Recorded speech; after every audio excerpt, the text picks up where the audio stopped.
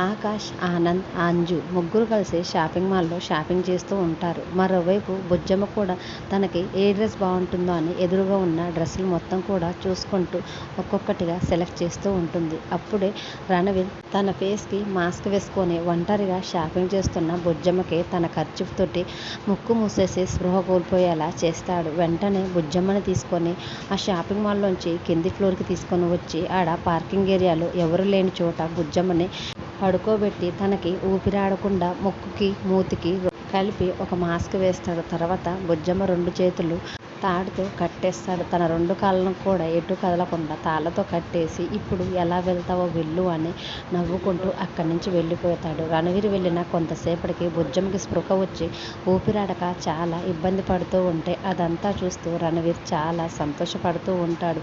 ఈలోపు బుజ్జమ్మ కనిపించకపోయేసరికి ఆనంద్, ఆకాష్, అంజు ముగ్గురు కలిసి బుజ్జమ్మ ఏది, ఇక్కడే ఉండాలి కదా, కనిపించడం లేదేంటి అని అక్కడ ప్లేస్ అంతా కూడా వెతుకుతూ ఉంటారు.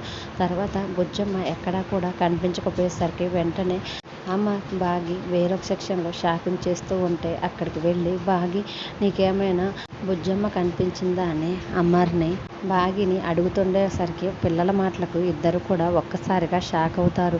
అప్పుడు బాగి అదేంటి నాన్న, ఇందాకడ దాకా బుజ్జమ్మ మీతో కలిసే ఉంది కదా, మీరందరూ కూడా కలిసి షాపింగ్ చేస్తున్నారు కదా, ఇప్పుడు బుజ్జమ్మ మీకు కనిపించిందా అని మమ్మల్ని అడుగుతున్నారేంటి అని బాగి పిల్లల్ని అడగటంతో అవును మిస్ అమ్మ, నువ్వు చెప్పేది నిజమే, ఇందాకడ దాకా బుజ్జమ్మ ఇక్కడే ఉంది కానీ ఇప్పుడు కనిపించడం లేదు, అందుకే వెతుకుతున్నామని చెప్పడంతో అమర్ బాగి ఒక్కసారిగా షాక్ అయి సరే పిల్లలు మనమంతా బుజ్జమ్మని వెతుకుదామని షాపింగ్ మాల్ మొత్తం కూడా వెతుకుతూ ఉంటాడు.